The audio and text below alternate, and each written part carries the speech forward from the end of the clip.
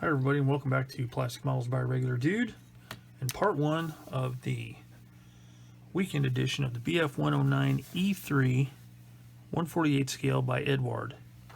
If anybody's interested, kit number 84165. So it looks like the first thing to do is to build this part right here, which is all these parts, and yeah, put them inside the fuselage. So let's find those parts and get cracking. So what I plan on doing here is going to do a step-by-step build, and I'll do it like I usually do, where if there is I'll demonstrate what I'm doing on the first few parts, like as far as the way I do cleanup and stuff like that, and then from then on I'll do that off camera so as to save a bit of time. And I will also, if there is multiple parts being built the same way, I'll demonstrate the one and then move on off camera again to save a little bit of time. So let's first find the parts that I need for that little sub-assembly, and that is on the E sprue, which is, I think, this one. Let's take it. Yes, it is. All right, so we need E1, which is this part here.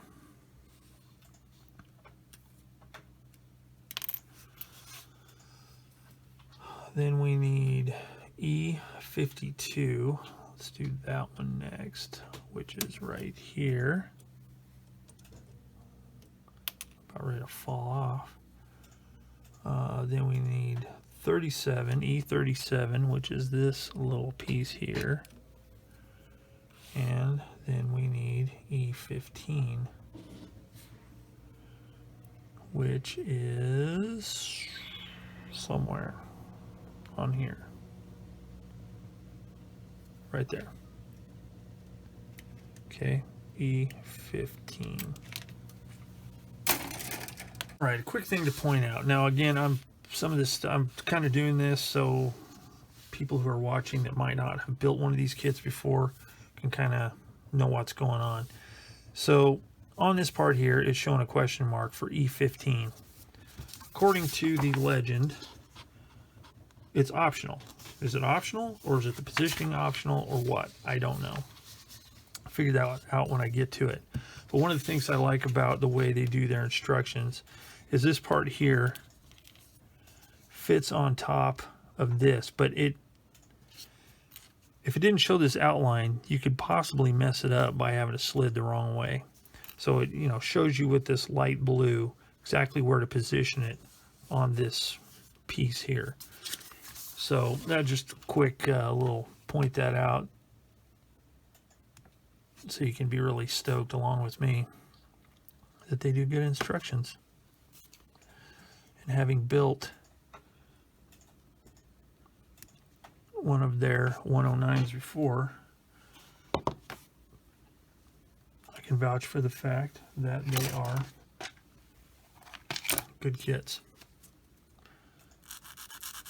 So cut those little edges off where they're attached to the sprue, and then sand them smooth. You don't want anything to hinder the fit. Same thing here. If you watch some of my other videos, you know that I'm a big proponent of good cutters, sprue nippers, whatever you want to call them, because it does make it much easier to cut the parts really close. Now, just as a quick aside, if you hear chuckling or snickering in the background, it's my lovely wife finding me amusing. She does that often. But, you know, I figure that's part of my job. Keep me entertained. To keep my wife entertained, that's right. All right, so those parts are all cleaned up. So the first part is this part here. And in looking at the illustration here, let's face it the same direction with that little piece there. Then we take this, and with this slotted piece facing forward, it fits. Oh, there's a little bit of debris right there, so I'm going to cut that off.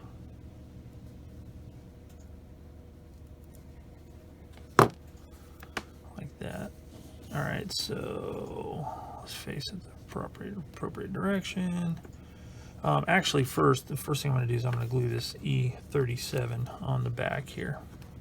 Now you have to be careful because, as noted in this illustration, there's a little flare out right there, and you can barely see it on the kit part. So that's something you want to make sure you keep in mind. And it doesn't look like there's a front or a back to it. So we'll put that right there like that.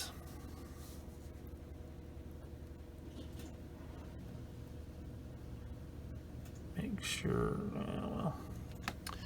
and then we'll take our brand new bottle, thank goodness, of Tamiya extra thin quick setting cement. In case anybody's interested, that is my cement of choice for stuff like this. And as we go along, I'll show you some of the other cements I use and why. But for now, I'm using this. Is that the only kind you can use? No, but it's the kind I like.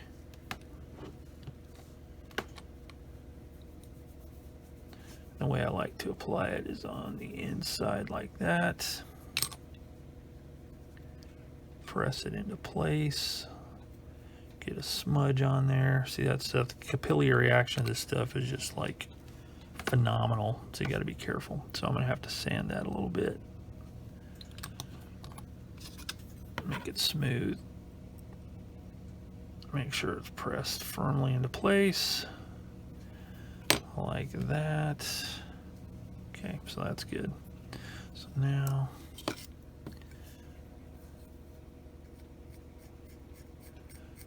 smooth that out. Get that big old wretched fingerprint off. Just like that. Sometimes I like to use the edge of a blade as opposed to using a sander. It's just easier sometimes. Okay, so now we can glue this into place, and the inside of this piece I just glued on will rest up against this little ridge right here, so that way you know you have it in the right place. So we'll put it like that.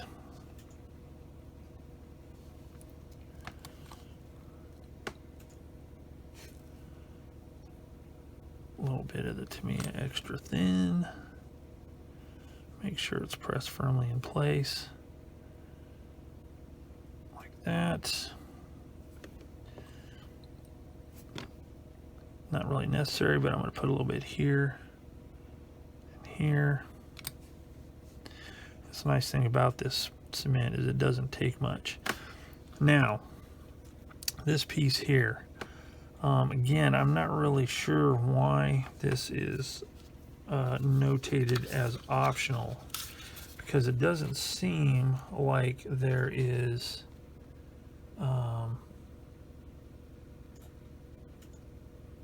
shows it in a later illustration, so I'm going to go ahead and put that in place. You know, sand the edge of it real quick.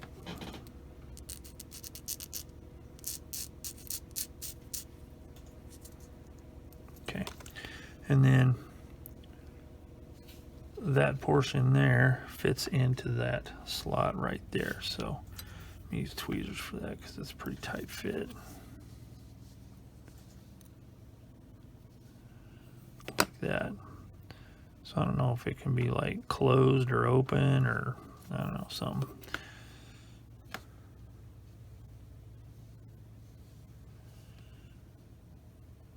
Okay, so we got that in position there. So let's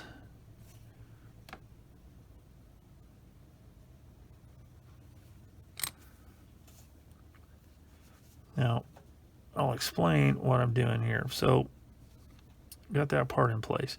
So what I'm doing with this, and for those of you who've seen my videos 100 times or have done this before, great.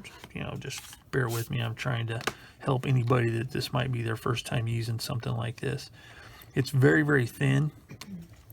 And the way it works is if you can put your part in position where it goes, then you just take your applicator and you just touch it to the seam. You only have to touch it in one spot generally, and capillary action will pull that cement all through the seam. Now for the real long seam, obviously you may have to do it more, and I'll show that later, but that way it doesn't mar the finish. You can't even really tell you've done anything, but the cement's gone through the whole part, so it's really gives you a really good strong bond. All right, so that's done. So the next part, we're actually going to be working with a fuselage and some paint. So first, I'm going to cut the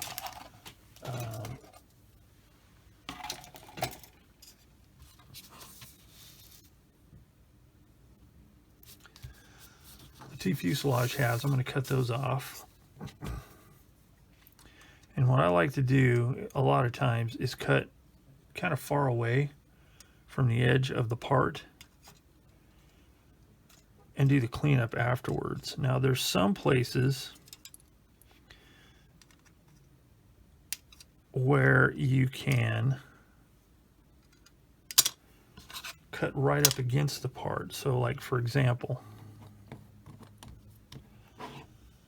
right here, since it's a flat spot and it's actually going to be hidden underneath another part, you know, if you've looked through the instructions, you'll know that's the case, but you can cut really close to the part and not worry about messing up any curves or anything like that. But when you have like an uneven or curved piece that's attached to the sprue gate here, I like to cut it further away, and then we'll clean it up after the fact. Okay, so we got those off. So let's, okay, like this one right here, I can cut this one pretty close. Okay, and that little bit we can clean up with either a hobby knife or scalpel, depending on what you like to use, and maybe a sanding stick. So we'll get these cleaned off. Now this is another thing that I like about Eduard, is they place their sprue gates where it doesn't interfere or mess with or mar surface detail. Like there's some curved surface detail right there, and the sprue attachment point is just ahead of it, so you can cut that off. I'll be able to clean that off without it messing, if I'm careful, without messing up that detail.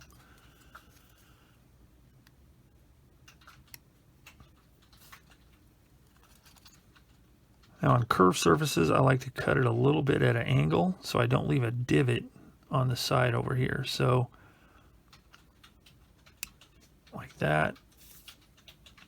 And that looks pretty good. So I'll have to sand that down just a little bit. So in this case, I'm going to use a really thin sanding stick. Now this part here, now some of these could actually be cleaned up after the halves are glued together. But some of it I'll go ahead and do now.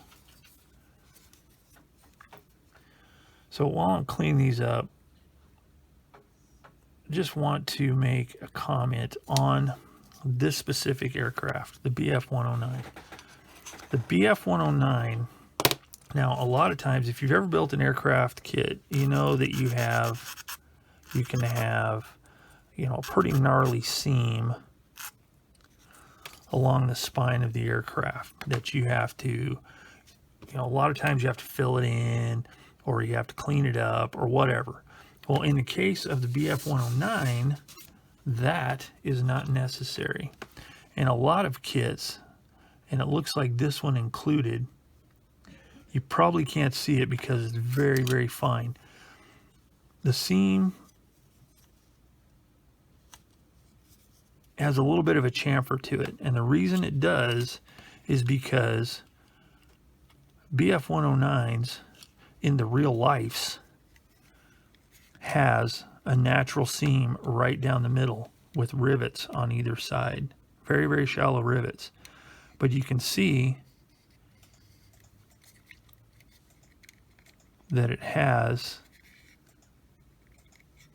a seam right down the spine. So you don't want to glue this together and then sand it all off, because, I mean, you could, and it would look nice and clean, but it would be incorrect. And some people might have a cow about that. But then there's other people that have a cow about leaving the seam there and think it shouldn't be there. But if you look at photographs of, you know, good period photographs or good museum photos, you can see that there is a seam right down the middle.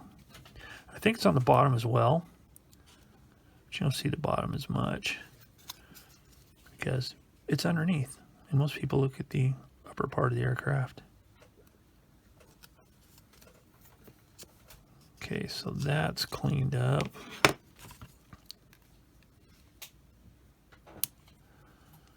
That's cleaned up. Sand that down, make sure it's nice and smooth.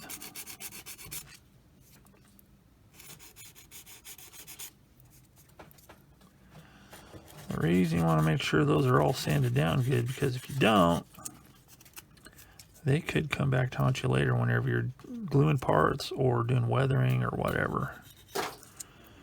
Okay, then we can do this one here.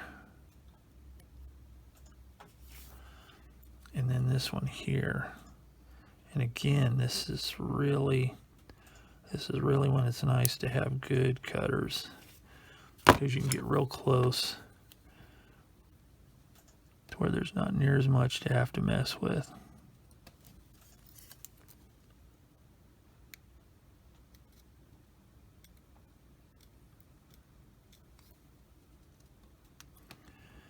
Just like that. Okay, so those are done. Oh, whoops, no, it's not. Forgot this part up here. So from here on out, when I clean these parts up, I'll just tell you I'm going to clean them up. And if it takes anything different than what I'm doing here, then I'll demonstrate it. Otherwise, I'll do it off camera so it doesn't take up a lot of time. So there we go. So we've got all these parts cleaned up. So let's put them together. Oh wait, you know what? I forgot this right here.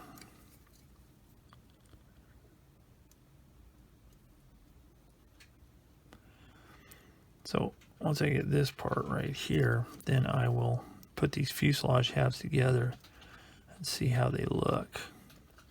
Because it's always good to test fit things as much and as often as possible to make sure everything is looking spiff. Okay, so yeah, everything's lining up really well. These kits really are, if you haven't built an Eduard kit, especially the 109 series and 148 scale, you really need to give it a shot. They really go together well.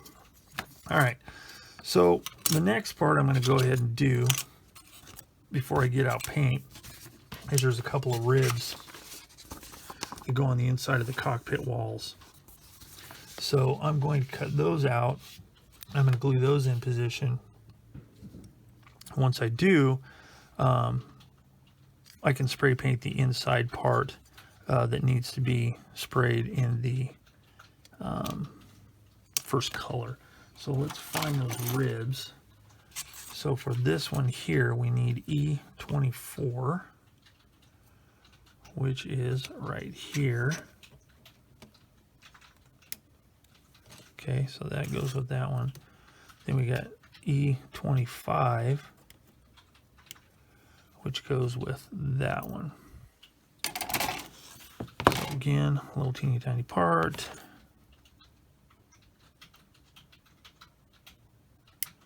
Make sure that is clean. Now see, that cut it right all the way down, so I'm not going to have to mess with any extra cleaning. So what I'm going to do, making sure I already, you know what, I'm going to hit it with the sanding stick just a little bit.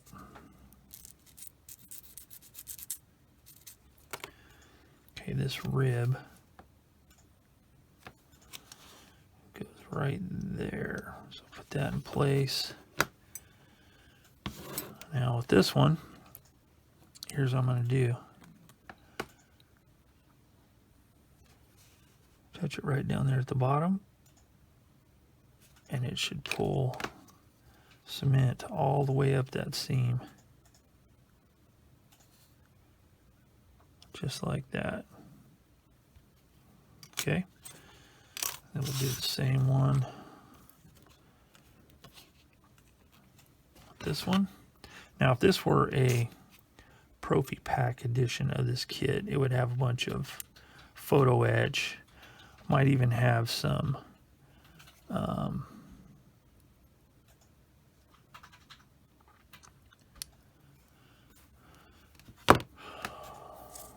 resin parts.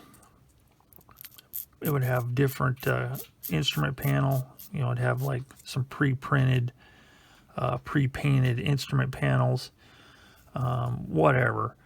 More details on the sides, but those are a little bit more complicated, and hence the calling this one a weekend edition. And this one is my main focus is, you know, to build it well, but the paint and the markings is what I'm really focused on this particular kit. All right, so that goes, whoops, that goes there. Okay, we'll do the same thing.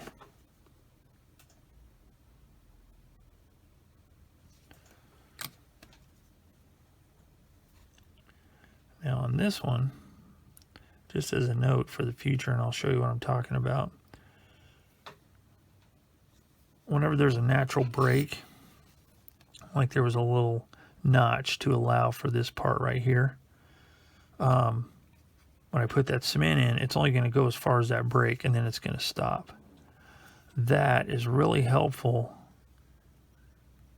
for certain things, and I will demonstrate that later. All right, so that's all together, and it is supposed to be painted. Okay, it's supposed to be painted the same color as the cockpit, so I'm not going to get the paint out yet to do this. I'm going to go ahead and work on the cockpit and get all these sub-assemblies done, so I only have to get out the paint one time. So here's what I'm going to do.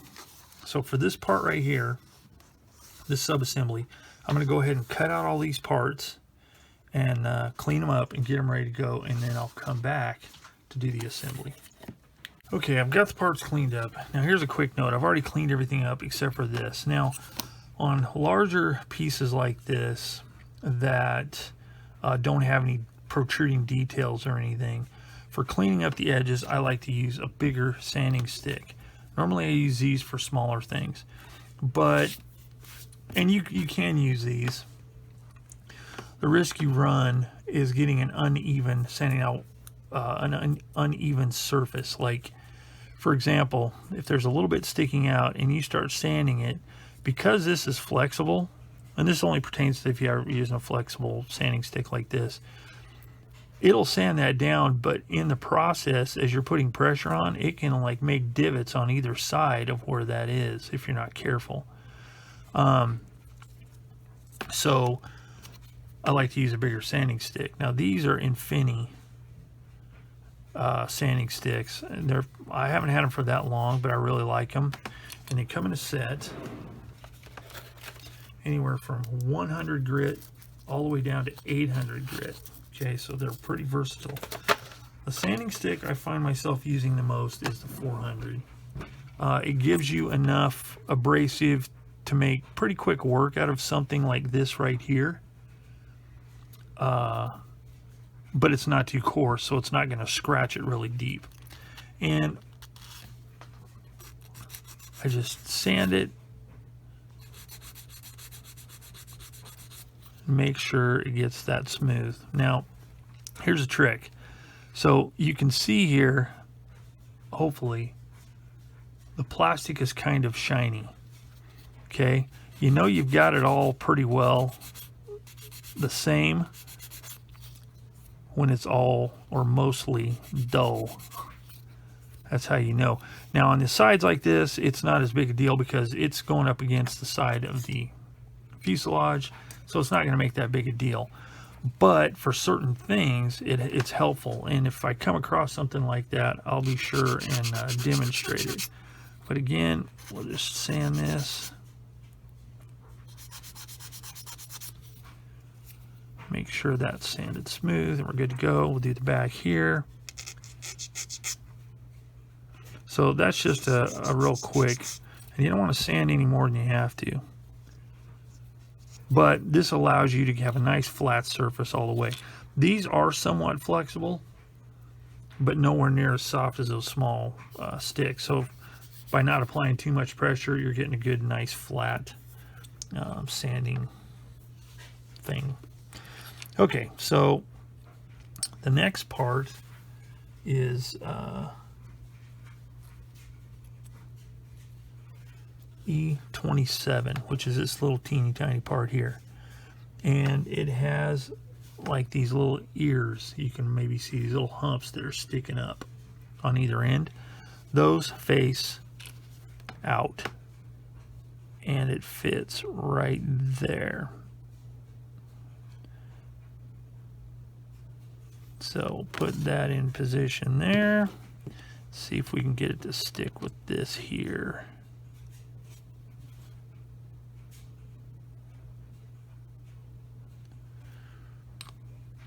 Splendid. Just make sure it's pressed on there, just like that. So that went well. Sweet. Okay, then we have the control stick.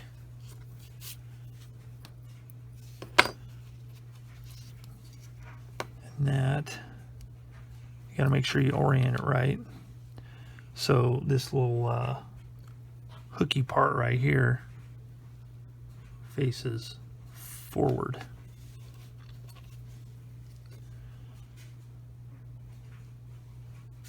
Like that.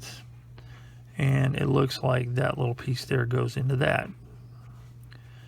Okay, so that's going to be kind of hard to put into, well, that might stick into place without me having to, yeah, really nice tight fit. I mean, that's one thing about these nicely engineered kits like this. I mean, that's in position there, and it's nice and snug, so it's going to hold in place, so I can use this cement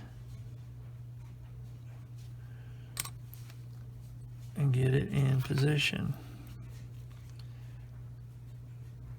Press it flat, make sure it's somewhat straight, and you don't have to make sure it's like super duper straight. Number one, you're not going to notice it in the cockpit, and number two, if you look at photos of these things, a lot of times the stick won't be exactly in the dead center position because control surfaces may be twisted or whatever.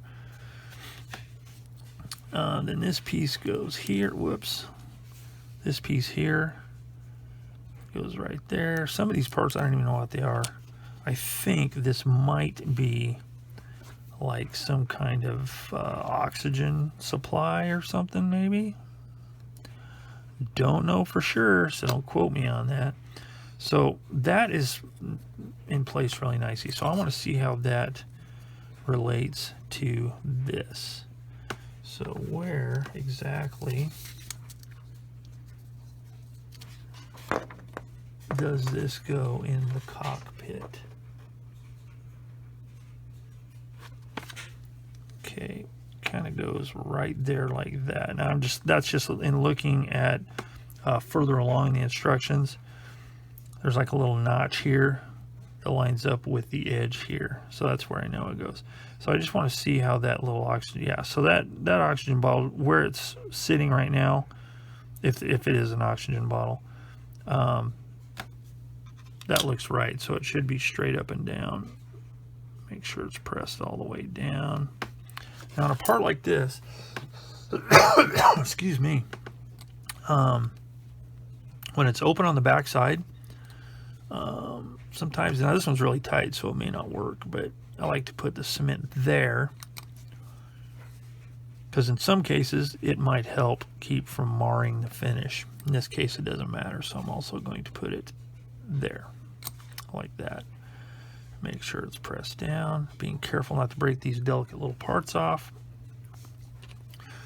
And that is that. So that is the cockpit floor. So we've got 2 sub-assemblies done. So the next thing will be to start working on the instrument panel. Now we have a decal that goes on here and stuff like that, but let's take a look and see what we've got. Okay, according to the instructions, you have 2 ways to do the instrument panel. There's part E50, which has raised detail, which you could paint, and it's very small, but it's doable. The base color is C116, which is flat black, and then the parts are painted C33 or whatever. The other option is to use decal number 7 from your decal set and stick it to part E51. Here's my dilemma, or almost dilemma. So, as I told you, I did a trade of decals for, I sent the Priller decals to someone, Dennis is his name, and he sent me back some other decals. Now I think the instrument panel decal may have been on that set and I didn't notice it. But not to worry, and here's why. In looking in my decal drawer, yes, I have a decal drawer, I have the instrument panel decals from the previous 109 kit I did. Now this was for an E4, so this decal, is it 100% correct for an E3? I don't know, it may not be, but it's the proper size, and that's what counts. So even if it's the wrong decal, here's part 51, E51 there, this will fit on there and it will give the appearance of there being controls there. So I'm not too worried about the accuracy so much. Again, once this stuff gets in there, you're barely going to be able to see it anyway. But this is proof positive and a lesson for all you people out there. If you have extra decals, keep them. They may come in handy in the future, or you might be able to give them to somebody else who does need them. This kit here I built 2 or 3 years ago, so I've had them ever since, and I'm glad I kept them. So, potential disaster averted, because I really didn't want to have to paint that little instrument panel. So let me cut those parts off, and I'll start gluing them together for this sub-assembly here. Okay, these parts are cleaned up. And while I'm doing a little bit of sanding here, I wanted to bring up another point too. So just like you would keep the decals, if you have extra parts, like in this case the instrument panels, you should always keep those too. Again, for say you decided to build another one of these kits in the future, using different markings or whatever, and you lose one of the parts or you break it or whatever, well, you've got a backup. May not be your first choice, but at least you have a backup. And to me, more importantly, I like to hang on to parts because you never know when somebody else is going to need something. And just as, an odd coincidence, the the person who sent me this kit, Peter Person, the very thing that started our friendship, albeit thousands of miles away because he's in Sweden, is he had posted somewhere, I don't even remember where now, it's been so long, he posted that he was missing some US jerry can handles. Well, I had just gotten a jerry can set, and I had a lot of extras. So I said to Peter, via that forum or group or whatever it was, I said, hey, what's your address? I'll send you some. So I sent him some. And that started a friendship that has lasted for years. Found out that he actually lived in the United States for a while, in Texas. So, you know, he speaks great English, and, you know, he's way better than me because I don't speak any foreign languages. I can bumble through German a little bit just in saying it or reading it, but I can't speak a foreign language. But he, because of that little gesture, it started off a great friendship. He's been a great guy. Enjoy talking to him. You know, we don't just talk models. We, you know, just flap jaw via Messenger and stuff like that. And it was just kind of a nice deal. And so it's just nice to be able to help people out sometimes. Just like this Dennis coming through with some different decals for me to be able to do this kit in a little more, you know, in something a little different than what you usually see. So that's just some food for thought. That's free. I won't charge you any extra for that. But, you know, it's something to consider. So enough of that. So we've got these parts all cut out here for this first part of the subassembly. So what I'm going to do is I'm first going to try and hold this. Okay, so this part glues onto here, and then the instrument panel will glue onto here. But what I'm going to do is, since these are two different colors, I am going to, you know what, I'm probably just going to assemble the whole flipping thing. That way I don't have to mess with it. So I'm going to go ahead and glue this in here. Now, this is a case where I can't hold this in place. I probably could. And use this magical glue. Yeah, that's what I'm going to do. I'll be able to show you what I was going to show you in a different spot. You know what, I'm going to do it now. Here's where it comes in handy to have different cement types. In this case, I have some Model Master liquid cement. It's a liquid, but it's quite a bit thicker than this. It's about the equivalent of Revell Contacta that's really common in Europe. It's got this really handy needle applicator, and it's thicker and doesn't dry quite as quickly, but gives you a really good bond. But the nice thing is you can get the cement right where you need it, and in this case it's a place where it's a little more convenient to have the cement in place first, and if it clogs up, they give you a handy little this comes with it, so you can make sure that the nozzle's clear, because sometimes it can solidify. But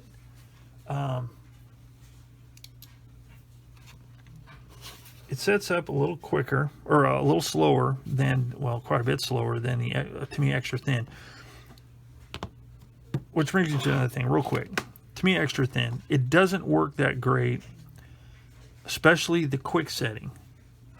The regular extra thin sometimes can be used like this, but if you put this stuff in here, by the time you get your cap put back down, you get your part up and ready, it's already evaporated and it's not going to do you a bit of good. So there are different cements for different applications. So let's go ahead and see if I can get this to come out without blobbing out everywhere. Generally, after I just unplug it, I test it, and that's what I'm going to do. Okay.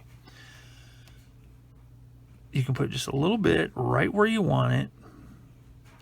You don't have to put a lot, but it doesn't dry immediately. So it gives you time to put the part in place and get it positioned. Okay, so we want to make sure that that part is perpendicular to that part. So we'll set that down to let it dry. Now it does take a little bit longer to dry, but that's okay because you can always do something else while you're waiting for it. It doesn't take a real long time, but it does take a little bit longer. Just want to make sure that you got a nice perpendicular T shape there. So I'm going to let that dry for a minute, then we'll come back. Okay, so the next part I need to glue. Now see, this is all, that's pretty nice and solid on there. So the next part I need to glue is the panel, instrument panel, onto this part. Now there's a bevel here that you want to sit into that channel right there. And you can kind of feel when it's sitting flat.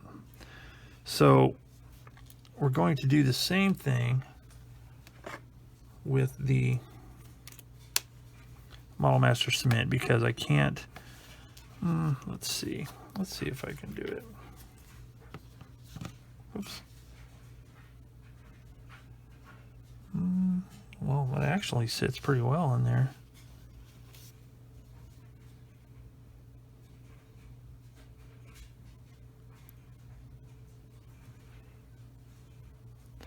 Yeah, let's try that. I'm going to put that right there like that. Make sure it's lined up. Now I may have to twist it into shape here.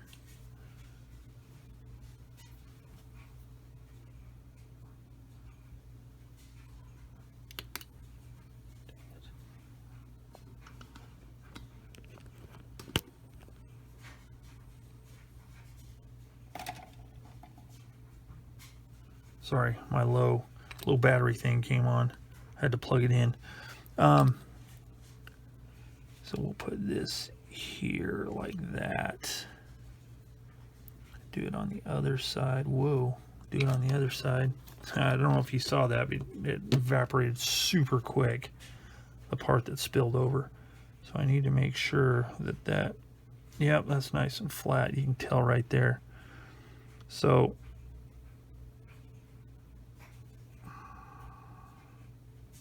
okay, so that is that.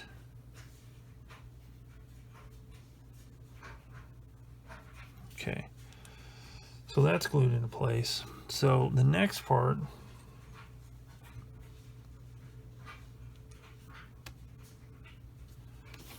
after you get this sub-assembly done, you're supposed to put it onto the, whoops, onto the cockpit floor. Okay, so this here fits right on there. So I'm going to take this, test fit it,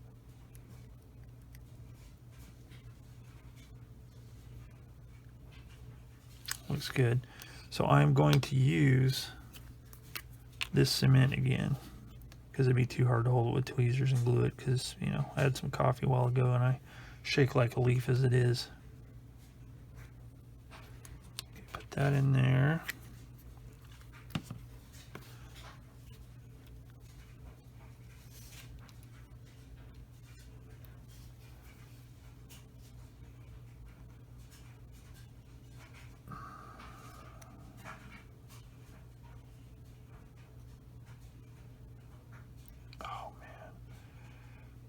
Hold it there for a second. Okay. And then just eyeball it and make sure. See, that's not straight. So you need to, using the back here, gotta line it up and make sure it's parallel because you want it to be square so it'll fit in the fuselage okay.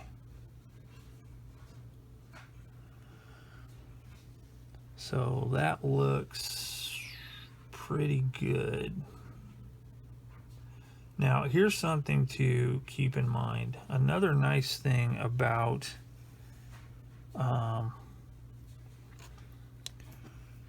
this cement right here is, say I got this into the cockpit and I noticed that it wasn't quite right as far as this way. You can put a little bit of that cement on there and it'll soften it without it coming apart and give you just enough time to kind of bump it over into place. So I'm going to let that sit for a while and dry, and then we'll come back and we'll work on the next part. Okay, while that is drying, I'm going to set it aside. I'm going to go ahead and cut off these other parts, which is, I'm going to cut off E43, which are the rudder pedals.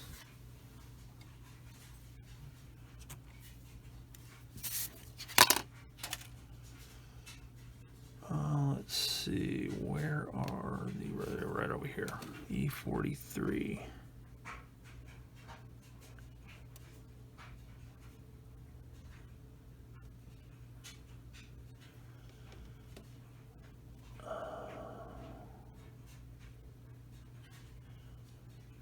Okay, so you want to be careful and not cut the wrong thing. So the attachment points are here, here, and right there. That crossbar's got to stay there, so you got to be real careful.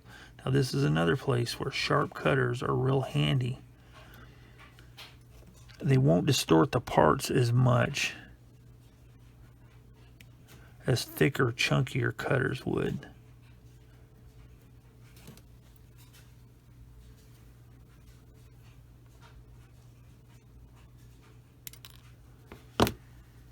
Because if you're using cutters like this, they're pretty big, and you try and cut something that small and you're risking bending or breaking the parts, because that is pretty delicate in there.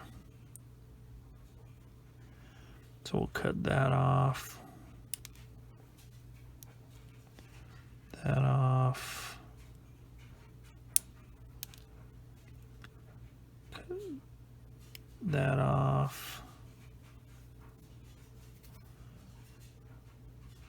And that off.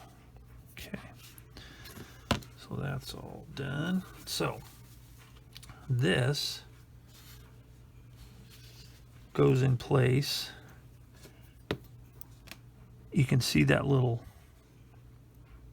U-shaped spot there. That's where that goes.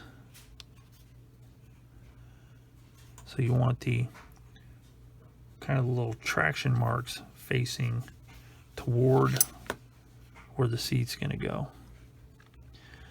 So here's something else. On, say, a Profi Pack edition of this kit, you'd have, like, these might all be brass, both these pedals. At the very least, they would have straps that go across. And it'd be easy to scratch build some straps with some tape or something like that. I'm not going to do that. Again, I'm focusing mainly on the paint on this one. So I'm not going to go into a whole lot of extra detail. And this is going to be kind of buried down in there anyway. You're not really going to see this stuff, which doesn't mean I'm not going to try and do a decent paint job on it, but it is going to be harder to see down in there, so I'm not going to worry about it as much. Okay, so that goes there. So that's going to fit in there like that. So this is another place where I'm going to use the thicker cement.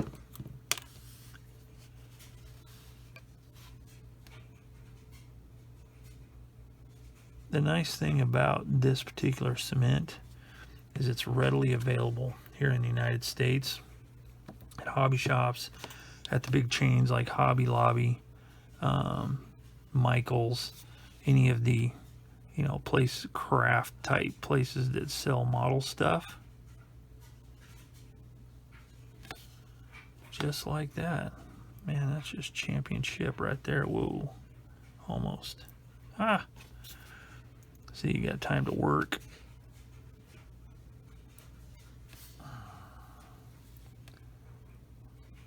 And use gravity. Like in this case, I'm going to use gravity to kind of help hold this in place. Whoa. Like that.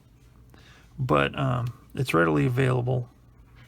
It looks like Revell Contacta is readily available in European countries, probably Canada, because it really is. There we go. Okay, it's smashed into place now. It really is good stuff to have. It's inexpensive, easy to get, and pretty invaluable. All right, so we got that. So the next part, we need to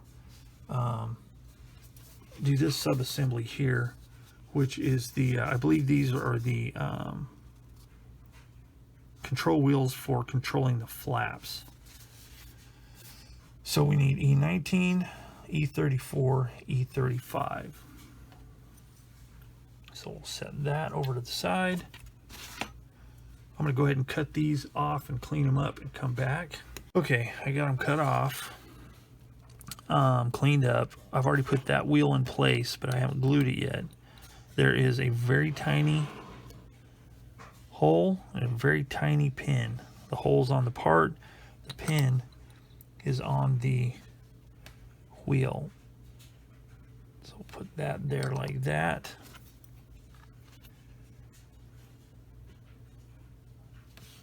It actually dropped into place really well. So then there's a pin sticking out. Let's see. Ooh. Same thing. There is a hole there and a pin on that side, very small. So let's put that on there like that. Make sure it's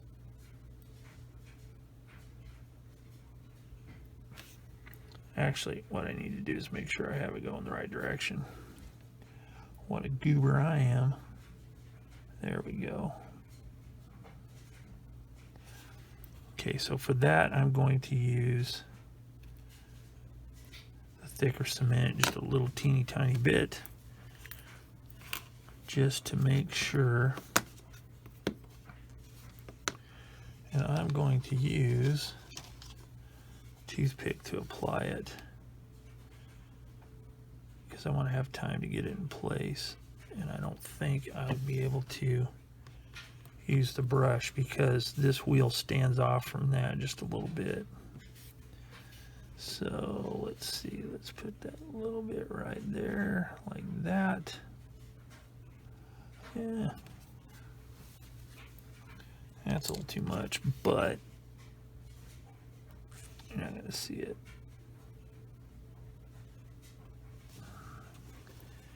Make sure it's lined up.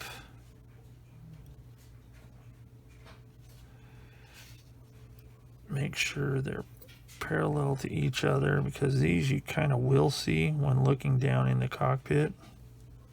So you just want to make sure they're kind of parallel. So we'll set that down, let that dry. Okay, while that's drying, let's get the seat, which is 55, E55.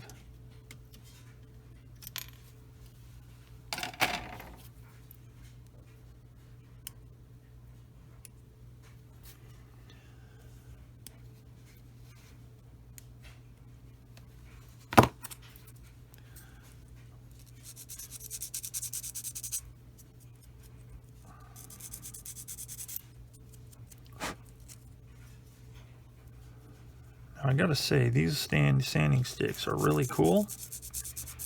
The only problem I have with them is the abrasive comes off really easily, which is kind of weird.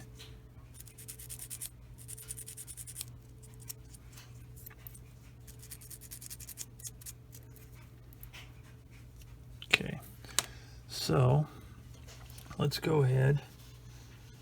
And while that's still drying, let's go ahead and put the seat in place.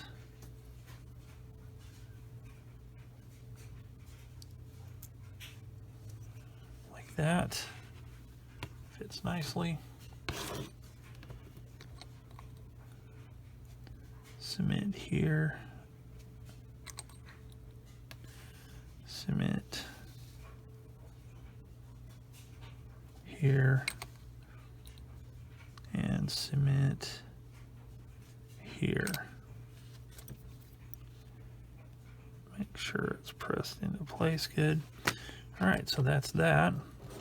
So now the last thing we need to do is we need to glue this in position.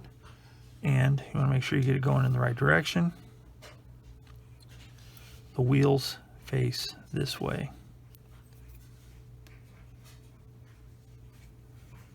Okay, so let's try and drop it in. Now I'm going to have to make sure that I don't forget to glue that or put that decal on. But I'll do that after paint.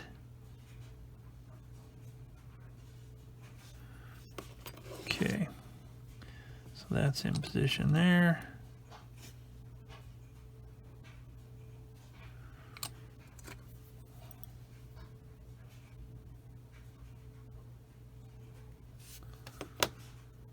Just like that.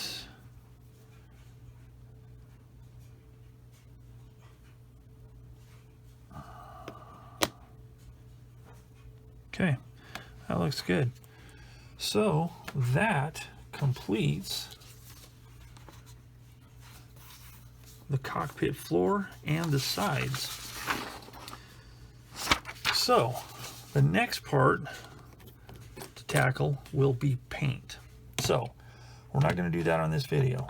I want to let all this dry up really good. And then next video, when we come back, we will paint all these parts we've got done so far and get ready to move on to the next step, which looks like the firewall and more of the final cockpit parts. So that's it for now on this one. So next time when we come back, we will get all of these components that need to be painted so we can move on to the next step, which, as I said, is looks like the firewall parts and more of the instrument panel detail. Then we move on to the engine. So that's it for now. Next time we'll come back and paint. Don't want to make this over long. So as always, thanks for watching Plastic Models by a Regular Dude and part 1 of the Eduard weekend edition of the BF 109 E3 in 1/48 scale.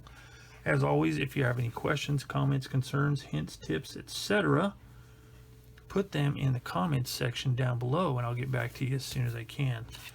So as always, thanks for joining me here, and I will see you all next time.